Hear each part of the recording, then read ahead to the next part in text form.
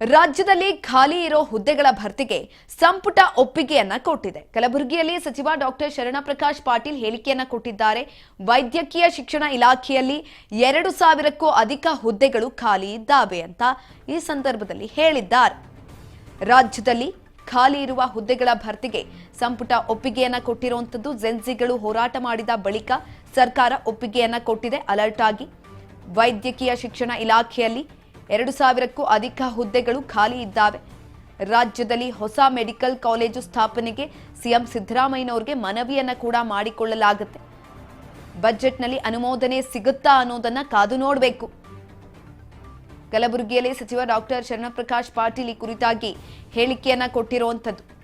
ಜೆನ್ಸಿಗಳು ಹೋರಾಟ ಮಾಡಿದ ಬಳಿಕ ಸರ್ಕಾರ ಅಲರ್ಟ್ ಆಯಿತು. ಅಲರ್ಟ್ ಆದ್ಮೇಲೆ ಸಂಪುಟ ಸಭೆಯನ್ನ ಮಾಡ್ತು. ಸಭೆಯಲ್ಲಿ ಒಪ್ಪಿಗೆಯನ್ನ ಕೂಡ ಕೊಟ್ಟಿರುವಂತದ್ದು ಖಾಲಿ ಇರುವಂತಹ ಹುದ್ದೆಗಳ ಭರ್ತಿಗೆ.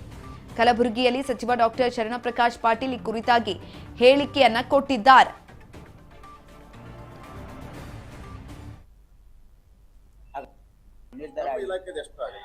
ನಮ್ಮ ಇಲಾಖೆಯಲ್ಲಿ ನೋಡಿ, ನಮ್ಮ ಇಲಾಖೆಯಲ್ಲಿ ಖಾಲಿ ಇರ್ತಕ್ಕಂಥ ಎಲ್ಲಾ ಹುದ್ದೆಗಳನ್ನ ಭರ್ತಿ ಮಾಡಬೇಕು ಅಂತಕ್ಕಂಥದ್ದು ನಾವು ಪ್ರಯತ್ನ ಮಾಡ್ತಾ ಇದ್ದೀವಿ.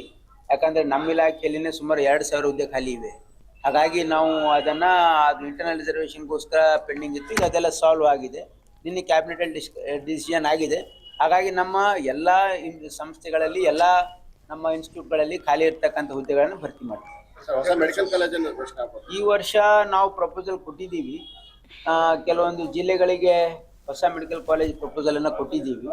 ಅದು ನೋಡೋಣ, ಬಜೆಟ್ ಎಲ್ಲ ಅನೌನ್ಸ್ ಮಾಡಬೇಕಾಗತ್ತೆ. ಮಾನ್ಯ ಮುಖ್ಯಮಂತ್ರಿಗಳು ಅದ್ರ ಬಗ್ಗೆ ನಿರ್ಣಯ ತೆಗೆದುಕೊಳ್ತಾರೆ. ಕಳೆದ ವರ್ಷ ನಾವು ಬಾಗಲಕೋಟೆ ಮತ್ತೆ ಕನಕಪುರ ಮತ್ತು ರಾಮನಗರ ಇದರಲ್ಲಿ ನಾವು ಈಗಾಗಲೇ ಅರ್ಜಿ ಸಲ್ಲಿಸಿದ್ದೀವಿ. ಈಗಾಗಲೇ ಟೆಂಡರ್ ಕೂಡ ಕರೆದಿದ್ದೀವಿ. ಕನಕಪುರಗೆ ಬಾಗಲಕೋಟೆಗೆ ಟೆಂಡರ್ ಕರೆದಿದ್ದೀವಿ. ರಾಮನಗರದಲ್ಲಿ ಕೆಲಸ ನಡೀತಾ ಇದೆ. ಮತ್ತು ಈ ವರ್ಷನೂ ಕೂಡ ಒಂದು 2-3 ಮೆಡಿಕಲ್ ಕಾಲೇಜ್ಗಳಿಗೆ ಪ್ರಸ್ತಾವನೆಯನ್ನ ನಾವು ಮಾನ್ಯ ಮುಖ್ಯಮಂತ್ರಿಗಳು ಕೊಟ್ಟಿದ್ದೀವಿ. ಅವರು ಹಣಕಾಸಿನ ಲಭ್ಯತೆ ನೋಡಿಕೊಂಡು ಇವತ್ತು ಒಂದು ಅಥವಾ 2 ಮಾಡೋಣ ಅಂತಕ್ಕಂಥ ಮಾತನ್ನ ಹೇಳಿದ್ದಾರೆ. ರಾಜ್ಯದಲ್ಲಿ ಖಾಲಿ ಇರುವಂತಹ ಹುದ್ದೆಗಳ ಭರ್ತಿಗೆ ಸಂಪುಟ ಒಪ್ಪಿಗೆಯನ್ನ ಕೊಟ್ಟ ನಂತರ ಕಲಬುರಗಿಯಲ್ಲಿ ಸಚಿವ ಡಾಕ್ಟರ್ ಶರಣಪ್ರಕಾಶ್ ಪಾಟೀಲ್ ಮಾತನಾಡಿದ್ದನ್ನ ಇವಾಗ ನಾವು ತಾನೇ ಕೇಳಿಸ್ಕೊಂಡ್ವಿ. ಸಿಎಂ ಸಿದ್ದರಾಮಯ್ಯನವರಿಗೆ ಈಗಾಗಲೇ ಕೆಲವೊಂದಷ್ಟು ವಿಚಾರಗಳ ಕುರಿತು ಮನವಿಯನ್ನ ಕೂಡ ಮಾಡಿಕೊಳ್ಳಲಾಗಿದೆ.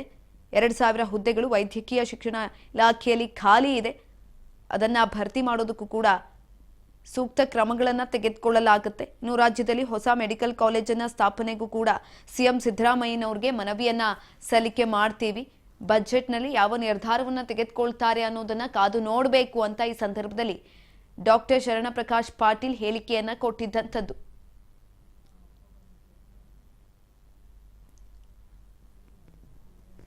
ವೈದ್ಯಕೀಯ ಶಿಕ್ಷಣ ಇಲಾಖೆಯಲ್ಲಿ 2000ಕ್ಕೂ ಅಧಿಕ ಹುದ್ದೆಗಳು ಖಾಲಿ ಇದ್ದಾವೆ. ರಾಜ್ಯದಲ್ಲಿ ಹೊಸ ಮೆಡಿಕಲ್ ಕಾಲೇಜ್ ಸ್ಥಾಪನೆಗೂ ಕೂಡ ಸಿಎಂ ಸಿದ್ದರಾಮಯ್ಯನವರಿಗೆ ಈ ಸಂದರ್ಭದಲ್ಲಿ ಮನವಿಯನ್ನ ಮಾಡ್ತೀವಿ. ಬಜೆಟ್ನಲ್ಲಿ ಈ ಕುರಿತಾಗಿ ಸಿಎಂ ಸಿದ್ದರಾಮಯ್ಯನವರು ಯಾವ ನಿರ್ಧಾರವನ್ನ ತೆಗೆದುಕೊಳ್ತಾರೆ ಅದನ್ನ ನಾವು ಕಾದು ನೋಡಬೇಕು ಅಂತ ಡಾಕ್ಟರ್ ಶರಣಪ್ರಕಾಶ್ ಪಾಟೀಲ್ ಹೇಳಿಕೆಯನ್ನ ಕೊಟ್ಟರು. ಇನ್ನು ಸಚಿವ ಸ್ಥಾನಕ್ಕೆ ಶಾಸಕರು ಪತ್ರ ಬರೆದ ವಿಚಾರಕ್ಕೆ ಸಂಬಂಧಪಟ್ಟಂತೆ ಕಲಬುರಗಿಯಲ್ಲಿ ಸಚಿವ ಶರಣಪ್ರಕಾಶ್ ಪಾಟೀಲ್ ಹೇಳಿಕೆಯನ್ನ ಕೊಟ್ಟಿದ್ದಾರೆ. ಸಚಿವ ಸ್ಥಾನಕ್ಕಾಗಿ ಲಾಬಿ ನಡೆಸೋದು ತಪ್ಪಲ್ಲ, ಅದರಲ್ಲಿ ತಪ್ಪಿಲ್ಲ. ಪ್ರತಿಯೊಬ್ಬರಿಗೂ ಕೂಡ ಸಚಿವರಾಗೋ ಆಸೆ ಇದ್ದೇ ಇರುತ್ತೆ. ಅಭಿಪ್ರಾಯ ವ್ಯಕ್ತಪಡಿಸುವುದರಲ್ಲಿ ತಪ್ಪೇನಿದೆ ಅಂತ ಪ್ರಶ್ನೆಯನ್ನ ಕೇಳಿದ್ದಾರೆ.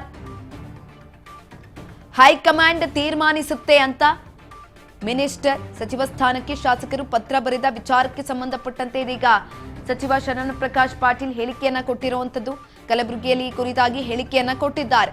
ಸಚಿವ ಸ್ಥಾನಕ್ಕಾಗಿ ಲಾಬಿಯನ್ನ ನಡೆಸೋದ್ರಲ್ಲಿ ತಪ್ಪೇನಿದೆ, ಪ್ರತಿಯೊಬ್ಬರು ಕೂಡ ಸಚಿವರಾಗೋ ಆಸೆ ಆಕಾಂಕ್ಷೆಗಳನ್ನ ಇಟ್ಕೊಂಡಿರ್ತಾರೆ, ಅಭಿಪ್ರಾಯ ವ್ಯಕ್ತಪಡಿಸುವುದರಲ್ಲಿ ತಪ್ಪೇನಿದೆ ಅಂತ ಹೇಳಿರುವಂತದ್ದು.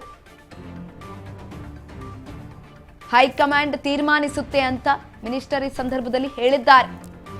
ಅದರಲ್ಲಿ ಯಾವುದೇ ರೀತಿಯಾದಂಥ ತಪ್ಪಿಲ್ಲ, ಎಲ್ಲರೂ ಕೂಡ ಸಚಿವರಾಗುವಂಥ ಆಸೆಗಳನ್ನ ಇಟ್ಕೊಂಡಿರ್ತಾರೆ ಅಂತ ಈ ಸಂದರ್ಭದಲ್ಲಿ ಹೇಳಿರುವಂತದ್ದು. ಎಲ್ಲಾ MLAಗಳು ಅವ್ರು ಎಕ್ಸ್ಪ್ರೆಸ್ ಮಾಡ್ತಾರೆ. ಎಲ್ಲಾ MLAದು ನಮ್ಮ ತಮ್ಮ ಅಭಿಪ್ರಾಯ ಹೇಳ್ತಾರೆ. ಹೇಳೋದ್ರಲ್ಲಿ ತಪ್ಪೇನಿಲ್ಲ.